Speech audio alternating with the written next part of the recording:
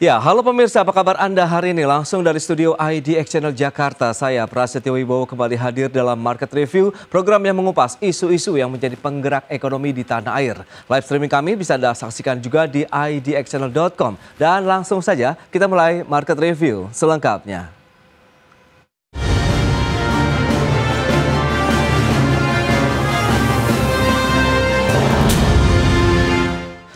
Presiden Prabowo Subianto saat ini tengah menghadiri konferensi tingkat tinggi BRICS di Brazil, di mana Presiden akan menyuarakan sikap dan posisi Indonesia sebagai bridge builder dalam berbagai isu global dan upaya kolektif di tengah dinamika global yang semakin tidak menentu.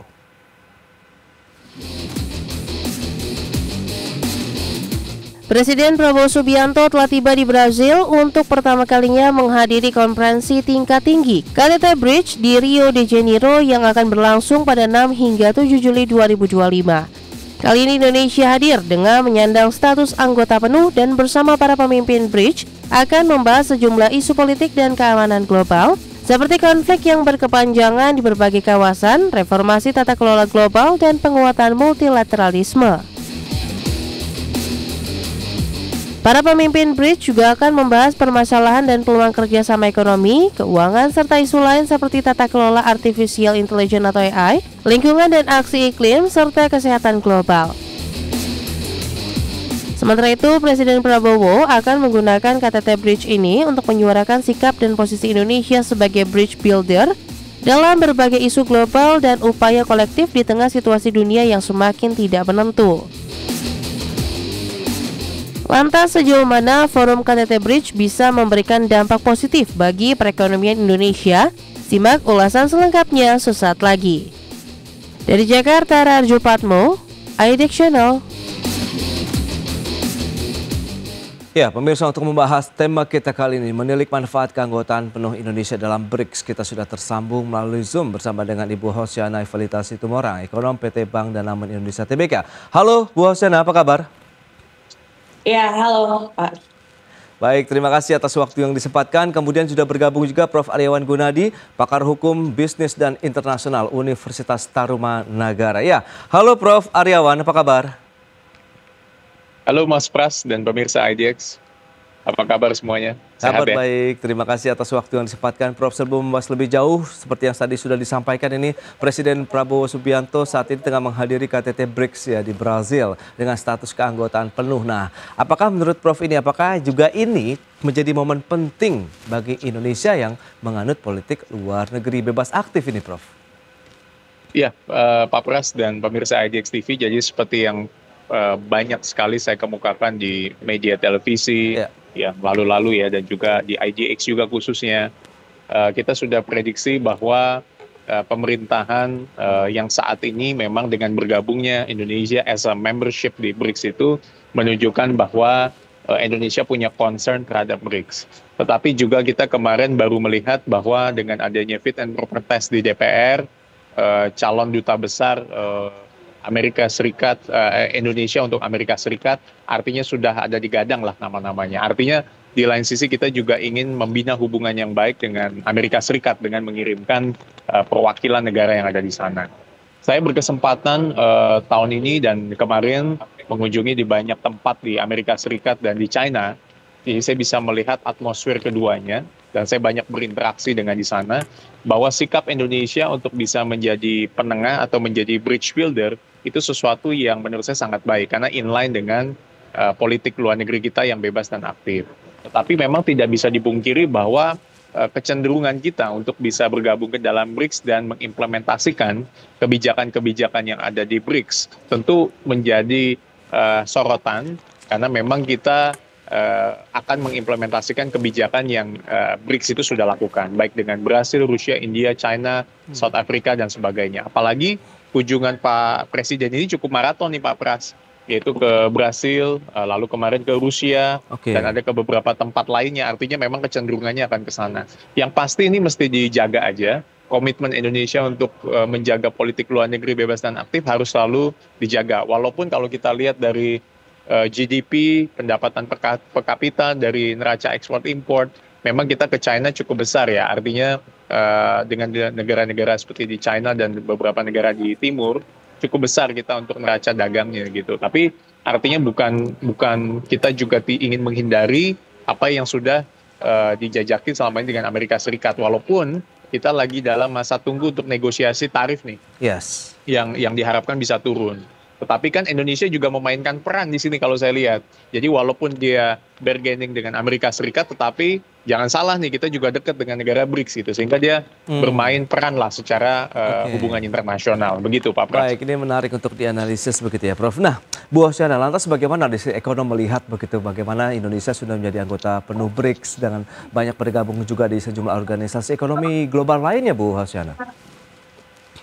Ya, sebenarnya kalau dari sisi ekonomi yang kita harapkan adalah dari sisi investasi langsung ya. Tapi kalau kita berbicara sebenarnya hubungan dengan perekonomian luar, biasanya kan itu menyangkut dari neraca perdagangan dan juga dari investasi langsung, dan nanti ujungnya adalah bagaimana sebenarnya kan yang juga diamati adalah potensi de-dolarisasi gitu ya. Makanya banyak negara-negara yang akhirnya membentuk fragmen-fragmen dengan regional maupun bilateral gitu. Dan namun sebenarnya yang menarik adalah kalau misalnya dari sisi ekonomi, kalau kita lihat secara realistis sebenarnya belum yang terlalu signifikan ada implikasinya. Mengapa? Karena kalau kita lihat dari neraca perdagangan, kita sendiri pun cenderung masih defisit. Kita tahu salah satu negara BRICS ada China, di mana si China ini kan major partner untuk Indonesia dan kita mengalami defisit. Sementara untuk negara lainnya kita belum memiliki neraca perdagangan yang cukup signifikan untuk bisa meng-counter misalnya negara-negara yang saat ini sudah memegang, misalnya seperti ASEAN, Eropa, Jepang, maupun juga US. Dan selanjutnya kalau kita lihat dari sisi foreign direct investment, yang menarik memang si China ini juga merupakan salah satu negara terbesar untuk foreign direct. Nah, kalau kita lihat dampak dari BRICS ini, kita kan tahu juga kalau misalnya kalau dari sisi bilateral perdagangan, regional maupun juga investasi langsung, itu sudah terjalin gitu. Nah, selanjutnya apa nilai lebih yang ditawarkan dengan keanggotaan Indonesia masuk ke BRICS? Mungkin kalau dari sisi ekonomi belum terlalu signifikan, cuma mungkin ini adalah suatu tadi seperti dimention oleh Prof sendiri, ini ya suatu ibaratnya woro-woro lah yang positif gitu di global. Karena kan sebenarnya PR kita selanjutnya adalah untuk bergabung ke OECD. Itu mungkin yang sisi positifnya. Tapi kalau kita mau lihat valuasi secara ekonominya sih sejauh ini sih belum terlalu signifikan sih dampaknya. Isu terkait dengan ya Indonesia sebagai bridge builder sendiri seperti apa begitu dalam menyikapi isu global, upaya kolektif juga di tengah situasi dunia yang juga tidak menentu saat ini, Bu Hoshana? Ya, halo Bu. Ya, jadi kalau misalnya sikap yang Indonesia memang kita harus kooperatif ya, karena kalau kita lihat seperti Trump tarif war waktu di awal bulan April lalu, kita lihat bagaimana dua negara ini memiliki tensi yang kita bilang secara ya bisa dibilang secara ego, secara ambisinya. Ini kan saling balas-membalas, dan itu sebenarnya tidak baik ya, karena kan pada ujungnya deadweight loss dari tarif dan juga akibat tadi tidak mau berunding, ini kan jauh lebih besar dibandingkan kalau kita mau berunding gitu. Dan kita lihat sikapnya Indonesia seperti Pak Presiden yang saat ini sedang melakukan kunjungan tadi, dan juga menunjukkan itikat baik dan juga membawa kontribusi lah nanti ke BRICS. Ini jadi indikasi ada resiprokal gitu, karena bagaimanapun ya tadi kebijakan politik yang baik, maksudnya yang mau berunding itu cenderung lebih menguntungkan gitu kalau kita lihat. Baik, lantas apakah ajang KTT BRICS ini juga akhirnya bisa memperkuat posisi Indonesia dalam kancah global? Kita akan bahas lebih jauh lagi di segmen berikutnya. Prof Aryawan dan juga Bu Hoshana, kita akan jeda dulu sebentar. Pemirsa, tetaplah bersama kami.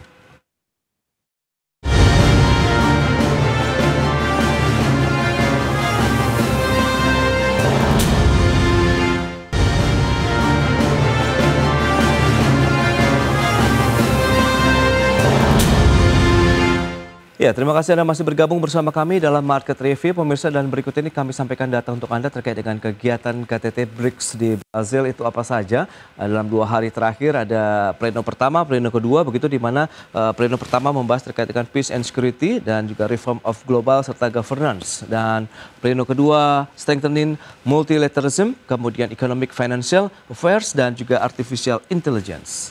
Kemudian di hari kedua membahas isu environment, kemudian COP30 and global health.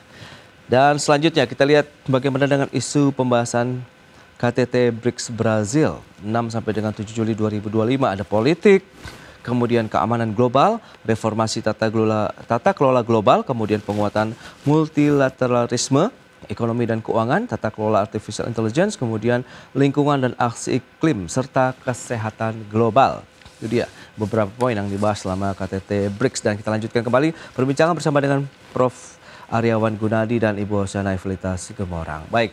Nah Prof, kalau kita cermati lantas seberapa kuat sih bahwa ajang KTT BRICS ini bisa juga mendorong posisi Indonesia dalam kancah global sekaligus memperjuangkan kepentingan nasional di tengah dinamika geopolitik dunia saat ini, Prof?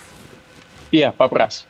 Jadi kalau dilihat dengan Indonesia pengalaman menjadi presidensi G20 di tahun-tahun sebelumnya, dan kita juga pernah menjadi ketua ASEAN, artinya BRICS ini sebetulnya program yang kita sudah tindak lanjuti sejak periode yang lalu sebelum Presiden Pak Prabowo. Artinya ini berkesinambungan lah dengan dengan kita banyak menggunakan kerjasama dengan negara-negara anggota BRICS, terutama China. Nah yang kedua adalah memang isu ini sejauh mana bisa mendorong untuk perekonomian nasional, politik internasional dan sebagainya, dan juga sejauh mana untuk kepentingan nasional Indonesia, menurut saya punya pengaruh ya. Artinya Indonesia betul-betul bisa kedepannya menciptakan satu posisi tawar dengan Amerika, tentunya negara-negara Amerika, bahwa Indonesia pun menjalin hubungan yang sangat baik dengan negara-negara di timur. Sebagai contoh adalah kita ini kan juga banyak berhubungan dengan IMF, dengan World Bank.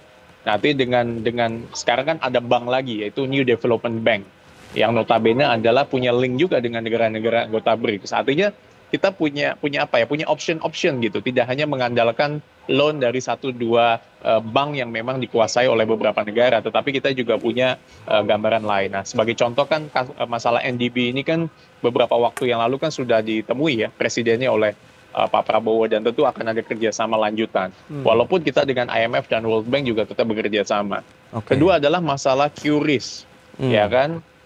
Kita sempat disorot karena QRIS kita kan expand kemana-mana. Tentu saya nggak tahu sejauh mana akan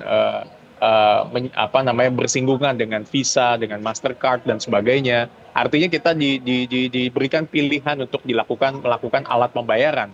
Tentu kan konsumen di Indonesia kan, masyarakat kan pasti menginginkan mana yang lebih oke kan, dari sisi tax-nya, dari sisi sales-nya, dan diberikan pilihan untuk menggunakan yang lainnya. Artinya kesemuanya itu akan bisa mendukung perekonomian nasional, dan kesemuanya itu akan juga bisa mendukung Indonesia. Dari sisi makro ya, hubungan dagang internasional, ya kan tentu hubungan dengan anggota BRICS akan meningkatkan diversifikasi yang biasanya kita melakukan ekspor ke beberapa negara tertentu. Ya kan kita sekarang bisa menjalin dengan Brasil, dengan China, dengan India, dengan Afrika, ya kan, dan kita bisa diversifikasi baik kelapa sawit kita, nikel kita, teknologi kita, ataupun hal-hal yang bersifat sumber daya alam. Nah itu yang artinya bisa diversifikasi tidak hanya 1-2 negara. Apalagi Pak Pras dengan adanya perang Iran dengan Israel yang lalu. Ini kan dengan nanti ditutupnya Selat Hormuz kan akan berdampak kemana-mana nih. Nah ini yang kita harapkan, bahwa Indonesia harus menjalin kemitraan dengan banyak tempat. Dan kali ini Pak Presiden Prabowo turun langsung di KTT BRICS ini dengan tujuan sebetulnya bekerja sama dengan beberapa item yang tadi di bidang politik, keamanan, AI dan sebagainya, teknologi, maupun isu-isu yang berkaitan dengan multilateralisme. Demikian Pak Pras. Baik Prof. Nah Bu Hosiana, lantas kalau kita lihat dari sisi keekonomiannya sendiri, seberapa efektif juga kalau memang ini untuk bisa menjaga perekonomian nasional? Mengingat Anda katakan defisit kita masih ke China juga cukup besar. Kemudian apakah diversifikasi benar-benar ini menjadi game changer juga nih bagi ekonomi Indonesia di tengah kondisi global tadi? Sementara di satu sisi kan kita juga masih menantikan bagaimana upaya negosiasi dengan tarif resiprokal yang diinisiasi oleh Amerika Serikat sendiri, Bu Hosiana. Iya, jadi yang diharapkan memang, jadi gini Pak, kalau misalnya kita lihat tujuannya tadi secara diplomasi, itu sangat positif ya, karena kita harus menjalin kemitraan yang cukup luas untuk berdiversifikasi, itu setuju. Tapi kalau kita lihat lagi secara konteks misalnya dari apa yang sudah berjalan, kita lihat mungkin ini di jangka menengah gitu ya, dan juga untuk nanti di jangka panjang ini adalah suatu lompatan yang baik gitu. Karena kalau misalnya nanti misalnya yang sudah terjadi dengan negara-negara ASEAN dan juga beberapa negara selain ASEAN adalah misalnya kayak di local currency settlement, artinya kita bisa melakukan bilateral trade itu dengan masing-masing mata uang yang disepakati ya, either mata uang rupiah atau negara yang menjadi partner dagang kita. Nah kalau misalnya hal ini kayak menjadi semakin di-emphasize di dalam BRICS ini, mungkin ini di jangka pendek ya, kalau kita katakan di jangka pendek, ini bisa menjadi tantangan karena tadi kita masih mengalami surplus secara posisi current account dari secara cadangan devisa dan juga trade balance itu masih dalam mata uang US dollar. Sementara kalau misalnya nanti kita juga tidak bisa mengimbangi menjadi eksportir yang memainkan peran yang signifikan di dalam BRICS ini, artinya kita jadinya bisa defisit ke negara-negara dengan anggota BRICS tersebut. Itu yang mungkin menjadi tantangan di jangka pendek. Tapi kalau misalnya kita katakan untuk diversifikasi ekspor, misalnya kayak seperti Brazil, kalau kita lihat di dalam belakangan ini ya, secara surplus kita mengalami peningkatan gitu. Dan juga tepat juga yang perlu juga dicermati selanjutnya nanti adalah bagaimana secara mekanisme. Karena di dalam perdagangan sendiri ada teori yang namanya gravitasi. Artinya kita melakukan partner dagang cenderung dari yang paling dekat sendiri gitu, which is itu masih di kawasan ASEAN dan Asia. Sementara kalau kita lihat dengan BRICS ini, itu kayak ada South Africa dan juga beberapa negara yang mungkin secara gravitasi tidak terlalu dekat dengan Indonesia. Ini juga yang nanti perlu lebih spesifikkan lagi apa yang menjadi keuntungan mutual untuk kedua belah pihak maupun juga tadi secara kerjasama di BRICS ini.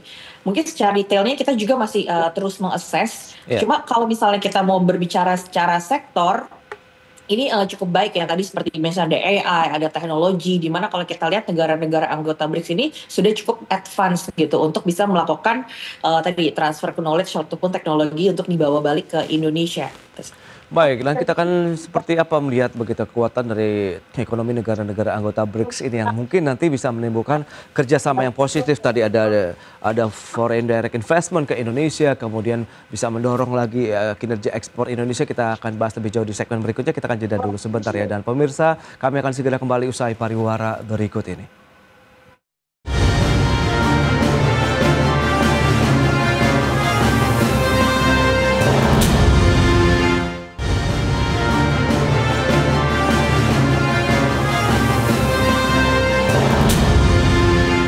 Ya, Anda masih menyaksikan Market Review. Pemirsa, kita lanjutkan kembali perbincangan bersama dengan Profesor Aryawan Gunadi dan Ibu Hosiana Evalita Situmorang. Ya, Bu Hosiana, lantas kalau kita cermati kekuatan ekonomi negara-negara anggota BRICS, ada Brazil, Rusia, India, China, Afrika Selatan, dan lain-lain. Anda melihat seperti apa? Sehingga ini bisa menjadi, ya ini dia, kerjasama baru ekonomi Indonesia tentunya untuk bisa mendorong ya kinerja ekonomi. Iya, kalau dari sisi ekonomi balik lagi ya Pak, kita melihatnya adalah bagaimana marketnya kalau negara BRICS ini, kalau misalnya secara umum mungkin lebih dari sekitar bisa mencapai lebih dari 30% ya, misalnya dari market share di global sendiri gitu. Dan kita lihat dengan fragmentasi perdagangan, adanya tarif, adanya pembatasan ekspor impor gitu ya, ini bisa tadi menjadi market untuk mendiversifikasi. Dan tapi ada juga gitu faktor yang kita highlight adalah tadi dari penggunaan mata uang, karena harus diakui juga saat ini tuh posisinya adalah cenderung beberapa negara anggota BRICS itu defisit terhadap perdagangan secara CNH dan cenderung surplus secara US dollar. Mungkin itu yang menjadi konteks yang perlu dicermati di jangka pendek ini. Sementara kalau kita lihat di jangka menengahnya, tadi kita sendiri aja udah merasakan kenyamanan dari kerjasama secara ASEAN, apalagi dengan BRICS ini gitu yang menjangkau jauh lebih luas, dan juga kita secara sumber daya alam maupun juga jenis barang yang diekspor impor ini juga cenderung saling melengkapi. Artinya secara reveal comparative advantage, kalau kita lihat sih kita tidak terlalu saling berkompetisi antara Indonesia dengan negara anggota BRICS dibandingkan bahkan dengan negara-negara ASEAN yang kita cenderung mirip-mirip gitu, baik secara tekstil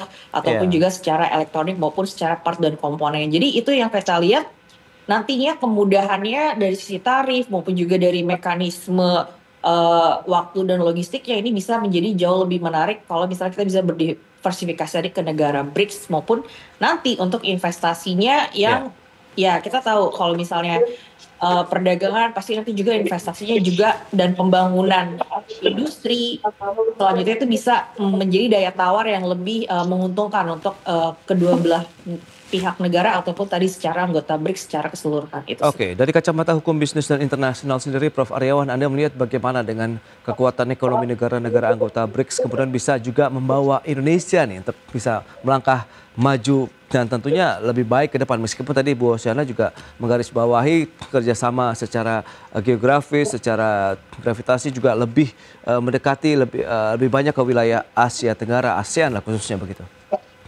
Iya Pak Pras, tadi menyambung dengan Ibu Hosiana, jadi memang kalau dilihat kan populasi dari negara-negara anggota BRICS ini kan lebih dari 40% ya, populasi dunia. Artinya sebetulnya secara populasi ini penduduk nih sangat besar, sehingga demografinya itu sangat mumpuni lah untuk menggerakkan ekonomi di antara negara-negara anggota BRICS. Kalau dari data-data yang ada kan PDB nominal dalam miliar dolar, seperti Tiongkok itu kan 19,2 miliar dolar.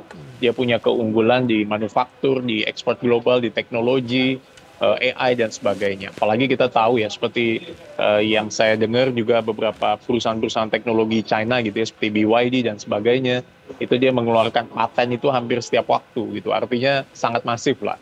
India juga 4,2 miliar dolar. Digital, farmasi, dan ekonomi itu konsumen itu menjadi keunggulan.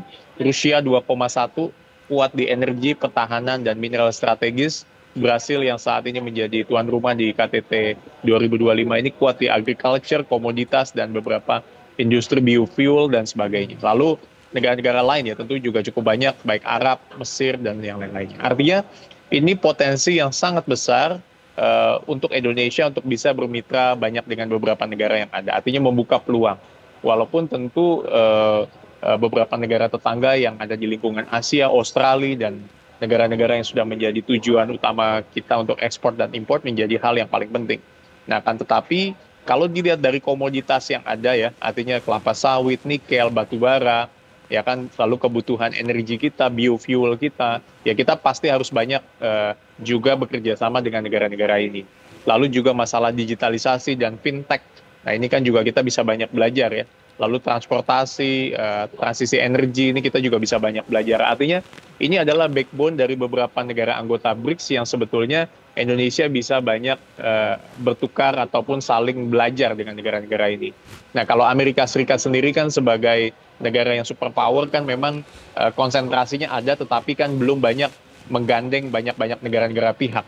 Nah, ini yang kita lihat sejauh mana ini bisa bermitra dengan baik, Pak Pras. Nah, demikian. Respon positif dari organisasi lain seperti G7, G20, APEC, kemudian OECD dan lain-lain seperti apa kalau kita lihat dengan inisiasi ataupun hasil KTT BRICS di Brazil ke depan begitu, Prof. Aryawan? Iya, artinya memang kalau dari kita lihat bahwa kemarin kan Pak Prabowo di statementnya di Rusia kan menyampaikan bahwa artinya bukannya dia tidak hadir di G7 atau G20, kenapa dia hadir di Rusia, tapi karena dia menyampaikan bahwa karena Rusia yang telah mengundang di acara ini, artinya dia tetaplah membalance kedua belah pihak. Nah, respon beberapa negara kan tentu jelas gitu ya, artinya kalau dari Amerika Serikat waktu itu pernah sedikit me-warning bahwa negara-negara yang menjadi anggota BRICS akan menjadi target untuk tarifnya dia, dan itu benar-benar dilaksanakan oleh Trump. Nah, Indonesia termasuk ikutan lah pada waktu itu karena ikut menjadi membership dan ikut mendukung di BRICS. Akan tetapi kalau kita bisa lihat bahwa ketika tim kita dikirim untuk melakukan negosiasi dengan Amerika, ya kita harus tahu bahwa Amerika juga beberapa memiliki proyek yang cukup banyak dengan Indonesia. Artinya kita saling mutual dan saling bergantung. Nah, ini yang harus disampaikan ke pihak Amerika, bahwa artinya kita negosiasi baik secara bilateral, regional, dan multilateral. Dan Indonesia kan juga sebagai bagian dari ASEAN juga bekerja sama banyak dengan negara-negara anggota G7 dan G20. Apalagi kita bekas sebagai presiden beberapa tahun yang lalu, bekas sebagai ketua. Nah, artinya kita tetap menjalin hubungan dengan yang ada. Nah, negara-negara ini kan kecenderungan sekarang itu membuat banyak fenomenanya kan membuat union-union. Seperti G7, G20, lalu ada lagi BRICS, dan ada lagi beberapa negara-negara lain yang membentuk union-union yang ada. Ada Trans-Pacific Partnership dan sebagainya, SEPA. Nah, union-union inilah menurut saya negara yang bisa bekerja sama bermitra dengan banyak pihak dan bisa saling menggandeng. Nah, itu yang menurut saya yang akan maju. Nah, Indonesia tetap harus menjalin hubungan dengan G7, G20, dan beberapa negara yang ada. Itu saran saya. Baik, baik, Prof. Nah, Bu Hosyana, lantas seberapa jauh Anda melihat begitu ya Indonesia, begitu ekonomi Indonesia khususnya dengan keanggotaan penuh di BRICS ke depannya?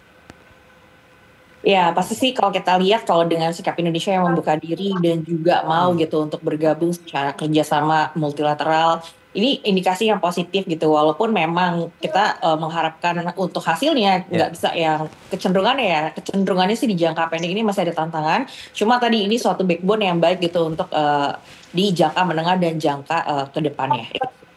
Baik, itu dia. Berarti memang optimisme tengah dibangun juga oleh pemerintah begitu dengan menjalin kerjasama dengan banyak negara sehingga akan memberikan banyak peluang juga kita untuk menjalin kerjasama ekonomi dengan negara-negara lain di dunia ini. Baik, sayang sekali waktu terbatas, Prof. Aryawan, Ibu Hosyana, terima kasih banyak atas informasi, update dan juga insight yang sudah diberikan kepada pemirsa pada hari ini. Selamat melanjutkan aktivitas Anda kembali. Salam sehat, sampai berjumpa kembali, Prof. Aryawan, Ibu Hosyana. Terima kasih. Terima kasih semuanya.